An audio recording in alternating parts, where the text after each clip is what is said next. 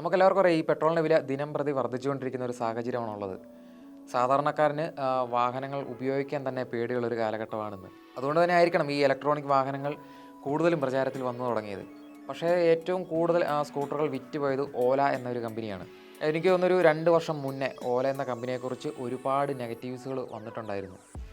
ആ നെഗറ്റീവ്സ് എന്താണെന്ന് വെച്ച് കഴിഞ്ഞാൽ അവർ കറക്റ്റ് സമയത്തിന് സർവീസ് ചെയ്യുന്നില്ല. വണ്ടിക്ക് ഒരുപാട് ഡാമേജസ് ഉണ്ടാകുന്നു. ചിലപ്പോൾ കത്തിപ്പോകാൻ ചാൻസ് ഉണ്ടായി. അങ്ങനെയൊക്കെ ഒരുപാട് കംപ്ലയിൻറ്റ്സ് വരുന്നുണ്ടായിരുന്നു. ആ ഒരു കംപ്ലയിൻ്റ് എല്ലാം വന്നു കഴിഞ്ഞ് ഈ ഓല എന്ന ബ്രാൻഡിൻ്റെ വിൽപ്പന ഗണ്യമായി കുറയുന്ന ഒരു സാഹചര്യമാണ് ഉണ്ടായിട്ടുള്ളത്. ഈ ഓല എന്ന സ്കൂട്ടർ എടുത്തിട്ടുള്ളവർ അത് എന്ത് ചെയ്യണമെന്നറിയാതെ ഉപേക്ഷിക്കുന്ന സാഹചര്യവും വന്നിട്ടുണ്ട്. അതുമാത്രമല്ല ഈ ചാർജിങ് സ്പോട്ടുകൾ വളരെ കുറവായിരുന്നു.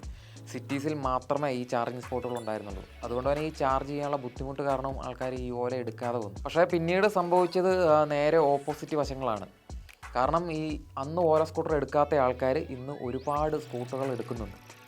അന്ന് അവർക്ക് ഒരുപാട് നഷ്ടങ്ങളുണ്ടായിട്ടുണ്ട് ആ കമ്പനിക്ക്. പക്ഷേ ഇന്ന് ആ കമ്പനി നഷ്ടങ്ങളെല്ലാം കുറച്ച് വന്നുകൊണ്ടിരിക്കുകയാണ്. ജനങ്ങൾക്കിപ്പം ആ ഒരു സ്കൂട്ടർ എടുക്കാതെ വേറെ നിവൃത്തിയില്ല എന്നൊരവസ്ഥ എത്തിയിരിക്കുകയാണ്. കാരണം ഈ ദിനം പ്രതി പെട്രോൾ കാശ് കൂടിക്കൊണ്ടിരിക്കുകയാണ്. മെയിൻ്റെനൻസ് ഒരുപാട് കൂടുതലാകുന്നുണ്ട് ഈ സാധാരണ വാഹനങ്ങൾക്ക്. ഈ ഓല സ്കൂട്ടറിനെ അപേക്ഷിച്ച് നോക്കുകയാണെങ്കിൽ ഈ സ്കൂട്ടറിന് വലിയ തോതിലുള്ള മെയിൻ്റെനൻസ് ഇല്ല. ഒരു 5 വർഷം അല്ലെങ്കിൽ 3 വർഷം കൂടുമ്പോൾ ഇതിൻ്റെ ബാറ്ററി ഒന്ന് മാറിയാൽ മാത്രം മതി. പിന്നെ അതിൻ്റെ ഒരു ബെൽറ്റ് ഉണ്ട്. നമ്മുടെ സ്കൂട്ടറിനൊക്കെ ഉള്ള പോലെ തന്നെ ഒരു ചെയിനിന് പകരമായിട്ടുള്ളൊരു ബെൽറ്റ്. ആ ബെൽറ്റ് മാത്രം മാറി ഉപയോഗിച്ചാൽ മതി. വേറെ മെയിൻ്റെനൻസ് കാര്യങ്ങളൊന്നും തന്നെ ഇല്ല. അത്യാവശ്യം നല്ല സ്പീഡുണ്ട് വണ്ടിക്ക്. വലിയ കുടുക്കങ്ങളോ കാര്യങ്ങളോ ഇല്ലാതെ വണ്ടി ഓടിക്കാൻ പറ്റും. സൗണ്ട് കുറവാണ്. അതുകൊണ്ടൊക്കെ ആയിരിക്കണം ഇന്നും ആൾക്കാർ കൂടുതലായി ഈ ഓല സ്കൂട്ടർ എടുത്തു വരുന്നത്.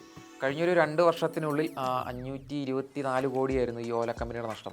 പക്ഷേ ഇന്ന് വെച്ച് നോക്കുവാണെങ്കിൽ 495 കോടി മാത്രമായി ഓല കമ്പനിയുടെ നഷ്ടം. ഓരോ ദിവസം ചെല്ലും തോറും ഈ കമ്പനി നഷ്ടം കുറച്ചുകൊണ്ടിരിക്കുകയാണ്. ഒരു 6 വർഷത്തിനുള്ളിൽ നഷ്ടമൊന്നുമില്ലാതെ സക്സസ് ആകാൻ പറ്റുമെന്നാണ് കമ്പനിയുടെ CEO അറിയിച്ചിരിക്കുന്നത്. വേറൊന്നും കൊണ്ടല്ല, അവരവരുടെ സർവീസിങ് ഏറ്റവും നല്ല ഫലപ്രദമായ രീതിയിലാക്കിയിട്ടുണ്ട്. മാത്രമല്ല ഇവരുടെ ഈ സർവീസിങ്ങിനാണ് ഏറ്റവും കൂടുതൽ നെഗറ്റീവ്സ് വന്നിട്ടുള്ളത്. കറക്റ്റ് സമയത്തിന് ഫോൺ വിളിച്ച് എടുക്കത്തില്ല. കറക്റ്റ് സമയത്തിന് അവർ വണ്ടി പിക്കപ്പ് ചെയ്യത്തില്ല. നമ്മൾ പറയുന്ന ഡേറ്റിൽ കറക്റ്റ് സമയത്തിന് അവർ സർവീസ് ചെയ്ത് തരത്തില്ല എന്നൊക്കെയായിരുന്നു നെഗറ്റീവ്സ് കൂടി വന്നുകൊണ്ടിരുന്നത്. പക്ഷേ ഇന്നത്തെ ഒരു സ്ഥിതി അങ്ങനെയല്ല. നമ്മൾ ജസ്റ്റ് ഒരു മിസ് കോൾ അടുപ്പിച്ചാൽ മാത്രം മതി. അവർ നമ്മുടെ വണ്ടി എവിടെയാണോ ഉള്ളത് അവിടെ വന്ന് നന്നാക്കി തരും. അങ്ങനെ ഒരു കസ്റ്റമർ കെയർ റിലേഷൻഷിപ്പ് അവർ ഇപ്പോൾ ബിൽഡ് ചെയ്തുകൊണ്ട് വരുന്നുണ്ട്. അതിനായിരിക്കും അവരുടെ ഏറ്റവും നല്ല വിജയം എന്ന് പറയുന്നത്. പിന്നെ അവരുടെ ക്വാളിറ്റിയിലൊക്കെ കുറച്ച് വ്യത്യാസം വന്നിട്ടുണ്ട്. നമ്മുടെ ആദ്യം ഇറങ്ങിയ ഓലയെ കഴിഞ്ഞും കുറച്ച് മാറ്റങ്ങളും ക്വാളിറ്റി വ്യത്യാസവും എല്ലാം വന്നിട്ടുമുണ്ട്.